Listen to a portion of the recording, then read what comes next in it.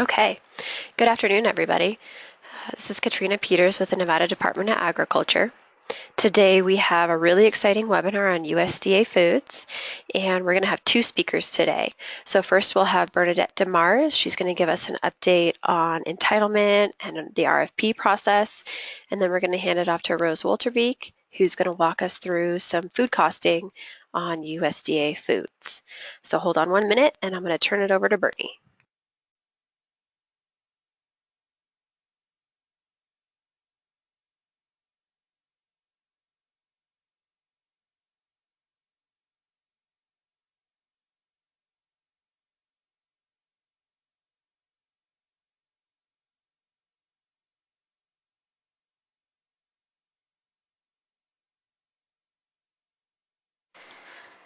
Good afternoon, everybody. My name is Bernadette DeMars.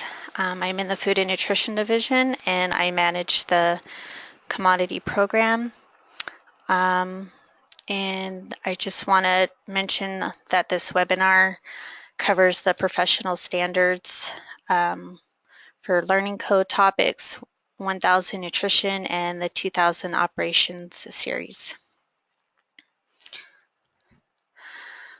Okay, for today's agenda, I will discuss the RFP process, give you the latest update. I'm going to talk about updates for USDA Foods. Then I will hand it over to Rose Wolterbeek, who will be discussing food costing with USDA Foods.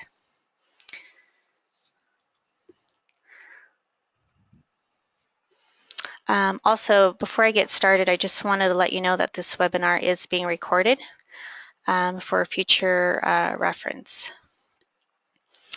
The request for proposal, also known as an RFP, we are doing one this year, and why we are doing an RFP this year. Our current contract ends June 30th. USDA requirement, and it's a competitive procurement.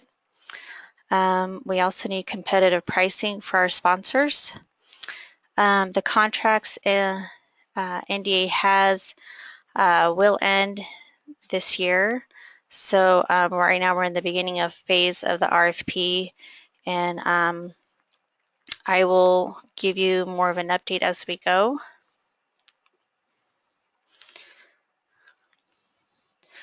The benefits for doing an RFP process: select new processors based on highest score.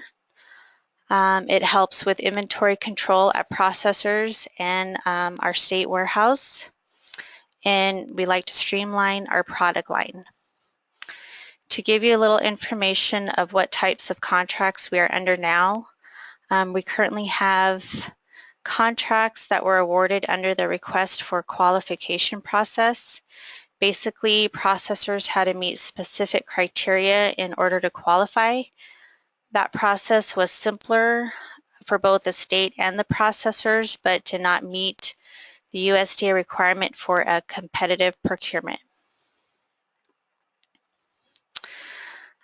Just to give you an RFP update, currently we have formed two key groups for the RFP, the Industry Advisory Group as well as the RFP Evaluation Committee.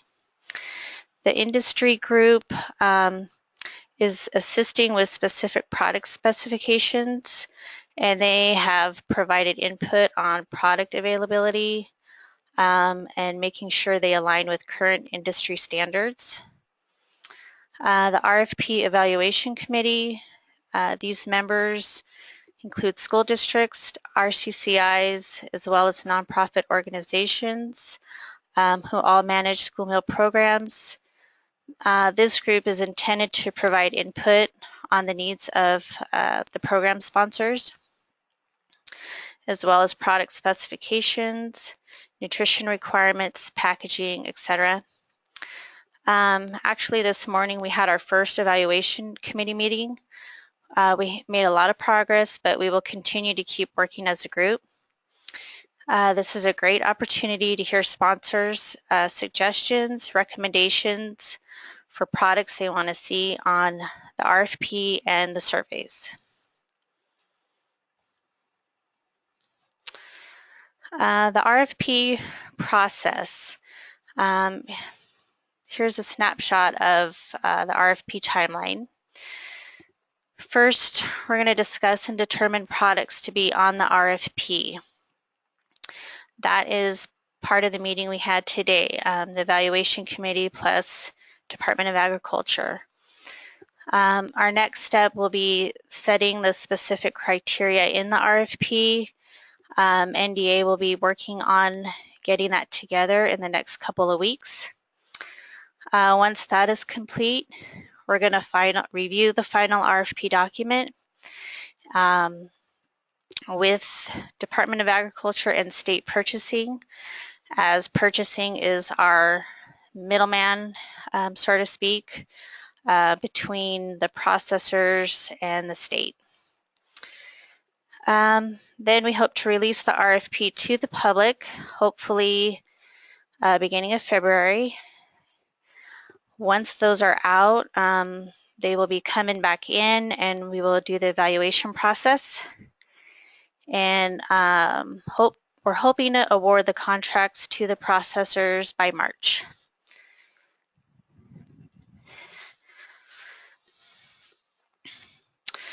Next, I'm going to go over the entitlement update. Time to surrender is now or to request more entitlement. If your agency has used 70% or under, we'd like for you to tell us what you plan on using your entitlement. This could be brown box, processed end products, DoD fresh. If you have any questions, please give us a call. Sponsors that have used 80% of their entitlement and need to request more, please fill out the form and send it back to us by January 11th.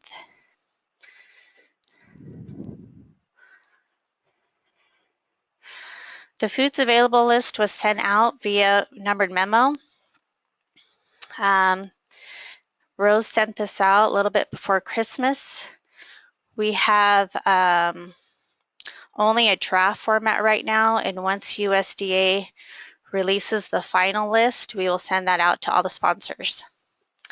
If you are interested in products, the thing is we need to order a minimum per USDA. So we encourage sponsors to get together and try to meet minimum quantities.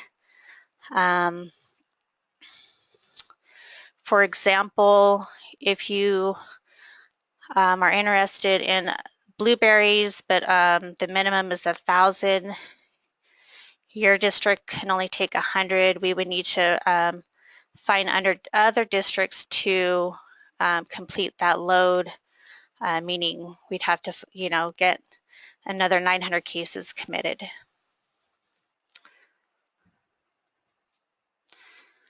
Back to that slide, we just want everyone to get familiar with this list, and please get familiar, and like I said, we will be sending a final one to all sponsors. Surveys for next year, the USDA Food Survey, or also known as the Brown Box, that should be posted this month. Once it is, we will send out an email letting you know when it's available in CNP 2000. Sponsors will be given 2 weeks to complete and submit the survey. The survey will be set up so that it subtracts entitlement, just like the processed food surveys. And once you complete your surveys, we are asking that you commit to the survey. This is new. For some of you, you may recall we used to do the fair share allocation. We're no longer doing that. So what you put on the survey, basically you do need to take. The processed food surveys, I can't give a final date right now, but hopefully once the RFP process is complete and our processors are selected, we're hoping to get surveys posted hopefully early April. That's all I have on my update, and so now we're going to be switching gears to food costing, and I'm going to hand this over to Rose.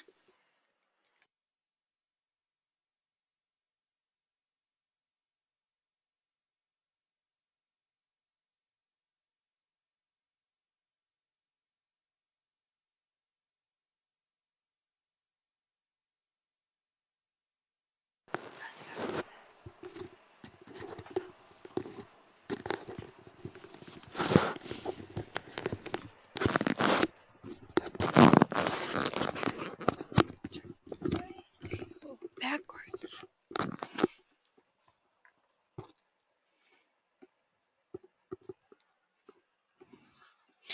So good afternoon, and thanks again for being here today. This is Rose Walterbeek with the Nevada Department of Agriculture, and we're going to just take a look here at some food costing of USDA Foods. So again, as you all know, food cost is important in all of your programs. And what we want to take a look at today is your overall food cost budget and also that USDA Foods value. These are representative of what might be in all of your food service budgets. So again, we're kind of looking at that portion of the pie, that 6% USDA Foods value. So again, there's three options that you can utilize your entitlement. And we want to take a look at how that weighs in with your out-of-pocket food costs. So the first area is the USDA Foods. We do term that as brown box as well, and that's your bulk foods with no processing. So what that would do would be draw down your entitlement budget. It's usually just a shipping and handling charge per case, which is a small fund, kind of an out-of-pocket. The current rate is around $2.50 for any products you may receive out of that USDA Foods offering. The second area is processed foods. So what that is that there are items on there as well that are processed by a separate vendor that are producing items such as your pizzas, your chicken nuggets, etc. And what that does, it draws down your entitlement budget. There is a processing fee as well associated with that, which would be out of pocket for all of the sponsors, as well as that small shipping and handling fee. And the third area is the DoD Fresh. That draws down that entitlement budget, and there are no out-of-pocket costs for folks that are receiving those fresh fruits and vegetables through the DoD Fresh program. So to take a look at your food purchase options with USDA Foods, we have a couple examples here. And really the best way for all of you to take a look at that is really to pull out that NDA state invoice of what you currently are receiving to see how these charges are stacking up against your invoice. So in the first example, for example, if you have a case of frozen corn, again, it's drawing down those entitlement funds, and you'll see a small shipping and handling. So your out-of-pocket cost is about $2.50 per case. The second example is your processed foods. Again, that's that approved list from the state. So it might be a case of a mozzarella string cheese that's individually wrapped. It'll draw down your entitlement. And then there also is a processing fee associated with that, which is currently set at $13.34 per case, as well as that $2.50 shipping and handling fee. So the total cost to you out of pocket is $15.84. And the third area is the DoD Fresh. So you're able to purchase items and it's drawing down your entitlement funds, but the total cost to you is no charge at all for the produce you're receiving. But please note that the funds need to be diverted in advance and you can draw down on that DoD Fresh produce amount. So again, just some basic food costing. We went over this in the last webinar, and we just wanted to touch upon it briefly as a refresher for this USDA Foods webinar. To get the total cost of your cost per serving, you just take the total cost of that item, whatever you purchase it from, and divide it by the number of servings. So we'll go through a few examples here. So for example, on your case of apples that you might be getting from your commercial vendor, you know the pack size is 168 apples per case. Your current cost is $22.66. So when you divide that by 168 servings, you're going to be paying about 13 cents for that apple. The second one involves a little bit more math, but that's looking at your bulk portions. So say, for example, you get a case of green beans, that's 6 number 10 cans, costs you $31.06 per case from your commercial vendor.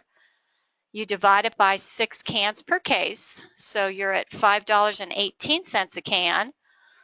And then if you pull out your food buying guide and you look, again, referencing section 7 for the vegetables, page 7, you'll see from that the yield is about 19.75 servings per can. And again, that's that half cup portion. So you're paying about 26 cents per serving. So again, depending on the source and the cost of all of your items, each of you sponsors should be able to start to determine that per plate cost. And again, depending on what you've paid for that and how much yield you get in a portion or a serving or a case, you can start to determine your cost per serving. And again, this slide may look familiar from the last webinar. So to kind of take a look at a sample food cost of a meal with your commercial purchases. So these are current prices of what you could expect to pay in Nevada. Again, we have a reimbursable meal here with milk, breadsticks, chicken nuggets, a fresh apple, carrots, potatoes, and again, your total food budget or your out-of-pocket cost for this meal is around $1.63. And taking a look at what a sample food cost might be with your USDA Foods, we've been able to put some items in that are available on the USDA Foods list. Say, for example, we still have the milk, we still have the breadsticks that you're purchasing commercially, but that chicken nugget cost has been reduced down to 37 cents. Again, that's just the processing fee plus your shipping and handling. The apple you were able to obtain through your DOD entitlement, it would have cost you 24 cents. You've been able to get it at no cost. Your carrots are about 17 cents. And your potatoes, again, through the brown box USDA Foods, are coming in around 2 cents. Again, because you're paying only $2.50 shipping and handling for that full case of potatoes. So again, your total food cost with the USDA Foods is coming in around 91 cents per plate. And again, taking a look at some options for the breakfast meal, again, we have about a total food cost for this plate at 87 cents for your breakfast meal. And then skipping ahead, the same identical meal with the USDA Foods, we've been able to add in that applesauce cup through the program, and that's coming in around 2 cents a serving. So again, your total food budget cost for this plate is 37 cents. And the grapes, again, you were able to get for no cost through your DOD entitlement. And the third example here is utilizing a processed food. So that would be your individually wrapped string cheese with your USDA Foods at a commercial is coming in around 31 cents. You still have to purchase your other items, your milk, your apple juice, and your fresh apple. Your total food cost is 80 cents. But again, don't forget to add that whole grain rich grain so you have a reimbursable meal. And then comparing that identical meal with our USDA Foods pricing, we're able to get that string cheese for 9 cents per unit. Again, the apple juice, 14 cents, and the apple you were able to get through the DoD entitlement. Again, putting that total food cost, reducing it significantly to 44 cents. But again, don't forget to add that whole grain rich grain for your reimbursable breakfast. So again, just to recap on why we're using entitlement, you can clearly see by the examples we've given, you can significantly reduce your per plate costs depending on the source of your food, whether you're able to get that from your commercial vendor or with the USDA Foods, either through the brown box option, the processing option, or the DoD Fresh. And again, one way to maximize that entitlement is really take a look at those balances monthly and utilize the tools that have been provided for you in terms of surveys to kind of portion out your yearly purchases, depending on your menu, how many lunches you're serving, and what you have planned for the balance of the school year. And again, this should be around 10 to 15% of your food budget that you're able to save through the USDA Foods program. And these savings can help you, so you can possibly have some extra money at the end of the year for program enhancement, possibly equipment or smallware purchases, or just to help you with the overall bottom line at the end of the month or the end of the school year. So if you're able to lower your average food cost by using the USDA Foods compared to your market foods, as we've kind of seen in the last few years, especially with weather conditions, for example, the drought, there's been a lot of fluctuations in certain food items. And by using the USDA Foods, you can somewhat stabilize your food purchases for the year. Again, there's an advanced purchase protection because we are getting these surveys from you in advance. We're sending them off to USDA in advance to hold these food products for you, and you're able to plan for your next school year's menu. And again, please keep in mind that the more lunch meals you serve, it does result in more entitlement in subsequent years. So if you can keep growing your lunch programs, you can expect to see more and more entitlement available to you as a sponsor of the National School Lunch Program. And an added bonus for those of you with the administrative reviews coming up, we do have those product specification fact sheets readily available to you on the USDA website. So those can also assist you with menu planning and yield with the food buying guide. And they are a part of providing the proper documentation for the administrative reviews. And again, the best practice is to use the full entitlement for the NSLP programs, and we look forward to seeing either your forms to request more entitlement if we do have it available to you, or if you can't utilize it, that action plan if you have to start to surrender some of it so other sponsors can use it. Here's some resources, again, at the Nevada Department of Agriculture and on our CNP website, the USDA Agriculture website for those product specification sheets and the foods available list updates. We will also be archiving this webinar for future use. And again, as Bernie said, for the professional standard learning code topics, we have it broken out to you in the 1000 area and the 2000 area.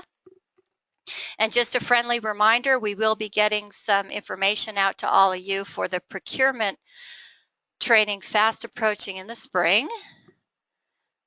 With that, we're going to go ahead and take either comments or questions. And if you want to go ahead and type those into the question and answer box, we can field those for you. And again, we won't be recording that session, but we will be looking for any of those questions you may have on USDA Foods. And as always, if you have any questions after the webinar, please feel free to reach out to any of us at the Nevada Department of Agriculture.